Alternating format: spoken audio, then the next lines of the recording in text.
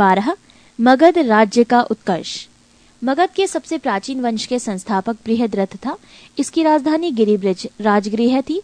जरासंध बृहद्रथ का पुत्र था। हर्यक वंश के संस्थापक बिंबिसार मगध की गद्दी पर 544 ईसा पूर्व बौद्ध ग्रंथों के अनुसार में बैठा था। वो बौद्ध धर्मों का अनुयायी था। बिंबिसार ने ब्रह्मदत्त को हराकर अंग राज्य को मगध में मिला लिया। बिंबिसार ने राजगृह का निर्माण कर उसे अपनी राजधानी बनाया। बिंबिसार ने मगध पर करीब 52 वर्षों तक शासन किया। महात्मा बुद्ध की सेवा में बिंबिसार ने राजवैद्य जीवक को भेजा। अवंती के राजा प्रद्योत जब पांडु रोग से ग्रसित थे, उस समय भी बिंबिसार ने जीवक को उनकी सेवा सुश्रूषा के लिए भेजा था। बिंबिसार ने वैवाहिक संबंध स्थापित कर अपने साम्राज्य का विस्तार किया। इसने कौशल नरेश प्रसेनजित की बहन महाकौशला से, वैशाली के चेटक की पुत्री चेलना से तथा मद्र देश आधुनिक पंजाब की राजकुमारी क्षेमा से शादी की।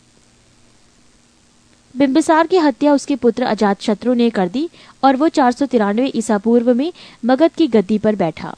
अजातशत्रु का उपनाम कुर्णिक था। अजातशत्रु ने 32 वर्षों तक मगध पर शासन किया। अजातशत्रु प्रारंभ में जैन धर्म का अनुयायी था।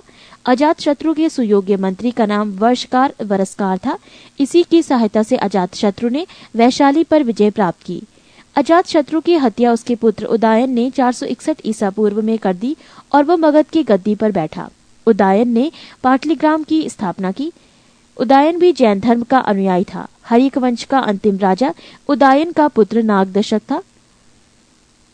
नागदशक को उसके अमात्य शिशुनाग ने 412 ईस्वी में अपदस्थ करके मगध पर शिशुनाग वंश की स्थापना की। शिशुनाग ने अपनी राजधानी पाटलिपुत्र से हटाकर वैशाली में स्थापित की। शिशुनाग का उत्तराधिकारी कलाशोक पुनः राजधानी को पाटलिपुत्र ले गया। शिशुनाग वंश का अंतिम राजा नंदीवर्धन था। नंद वंश का संस्थापक महापदम नंद था। नंद वंश का अंतिम शासक घनानंद था। ये सिकंदर का समकालीन था। इसे चंद्रगुप्त मौर्य ने युद्ध में पराजित किया और मगध पर एक नए वंश मौर्य वंश की स्थापना की।